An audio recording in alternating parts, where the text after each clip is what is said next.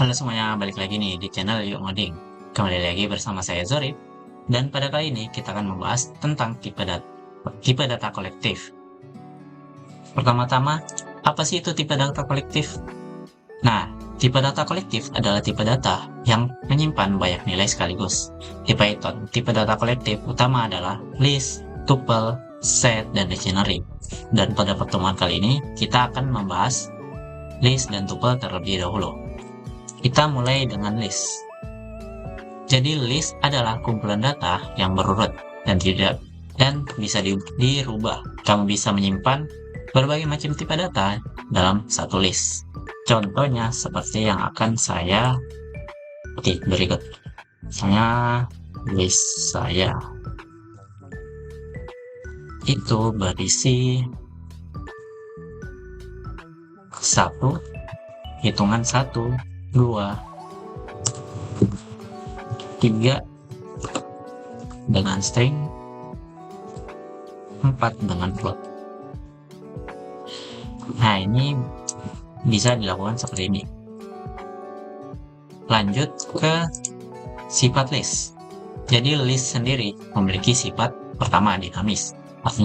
Artinya isinya bisa diubah, dihapus, ataupun ditambah. Yang kedua dapat diakses melalui indeks, baik dari depan, yaitu mulai dari 0, ataupun dari belakang, yaitu mulai dari bit 1. Bisa menampung berbagai tipe data, contohnya seperti string, integer, float, boolean, dan lainnya. 4 bisa berisi list lain, yaitu bisa disebut dengan nested list. Lalu 5 berurutan, sehingga urutan elemen pada list itu sangatlah penting. Jadi contoh operasi dasar.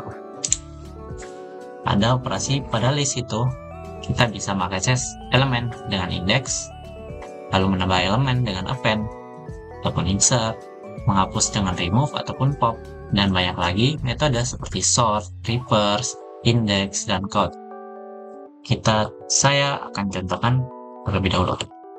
Jadi kita akan buat list dengan nama mahasiswa.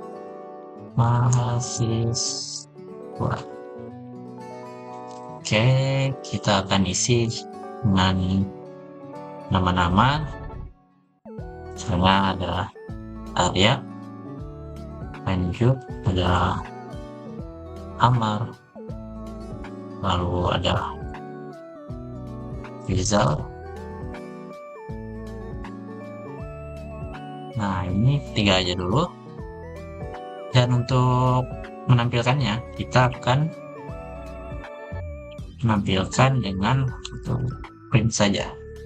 Jadi kita akan print mahasiswa.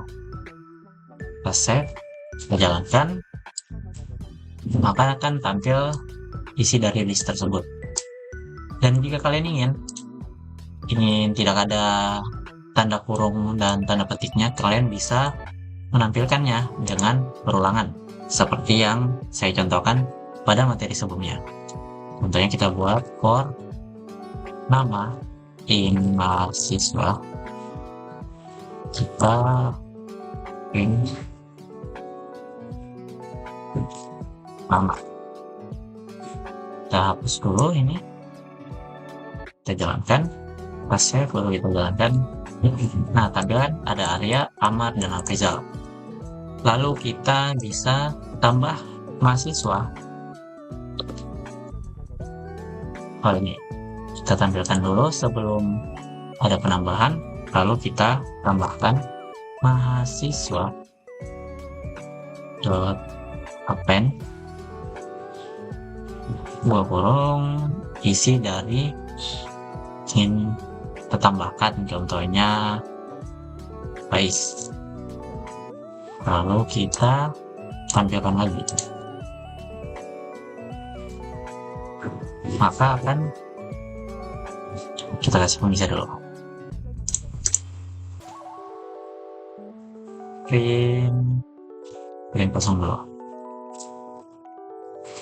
Nah, ini tampil sebelum ditambahkan hanya ada Arya, Amar, dan Afrizal, dan setelah ditambahkan akan menampilkan semuanya langsung.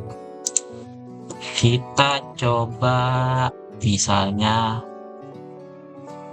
ubah kita ubah, kita hapus terlebih dahulu dah. Kita ubah aja deh. Kita ubah dengan menggunakan indeks.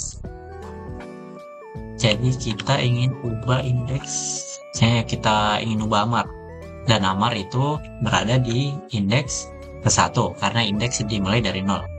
Kita ubah indeks 1 sama dengan ini, kurungnya hapus saja, ditambah dengan L plus, contohnya seperti ini ya, kita tambahkan, maka akan berubah. Yang awalnya di indeks pertama itu adalah amar, dan setelah diubah berganti menjadi LGAS. Lalu kita coba hapus misalnya Arya, kita mahasiswa dot remove, dibuka kurung, dan kita akses mahasiswa dengan indeks ke 0 karena Arya berada di indeks ke 0. Kita save, kita jalankan, dan bisa dilihat yang awalnya ditampilkan Arya selanjutnya tidak ada. Itu saja dulu, kita lanjut ke tuple. Sekarang kita lanjut ke tuple. Tuple itu mirip dengan list, tapi tidak bisa diubah setelah dibuat. Ini bisa disebut dengan immutable. Kamu mendeklarasi tuple dengan tanda kurung biasa. Seperti ini. Kita coba saya contohkan. Kita hapus saja ini. Kita aja komen. Tuple salah. Ini 1. Sebentar, kita kasih ini dengan kurung biasa. Kita coba dengan isi hitungan seperti ini ya, 1, 2, 3, lalu 4,00. Bisa seperti ini, dan bisa di print juga sama seperti list. Tuple saya kasih ke jalan kita jalankan, tanamnya seperti ini. Lalu tuple ini cocok digunakan ketika ingin memastikan data itu tidak berubah saat program berjalan. Lanjut ke sifat tuple. Jadi tuple itu memiliki sifat immutable ataupun tidak bisa diubah setelah dibuat. Kedua, itu berurutan, bisa diakses menggunakan indeks. Ketiga, dapat menyimpan berbagai tipe data. 4, bisa mengandung tuple lain, yaitu tuple nested tuple. Lalu kelima, itu lebih efisien dalam penggunaan memori karena tidak dapat berubah-berubah. Lanjut ke rangkuman pembelajaran. Jadi pada materi kali ini kita telah belajar bahwa list itu cocok untuk data yang sering berubah, dan tuple itu cocok untuk data yang tetap. Sampai sini aja dulu pembahasan kita pada part 1 ini. Di part berikutnya kita akan lanjut ke set dan dictionary. Subscribe channel ini dan beri like video ini. Jangan lupa juga tinggalkan saran ataupun pertanyaan di dalam kolom komentar. Sampai jumpa.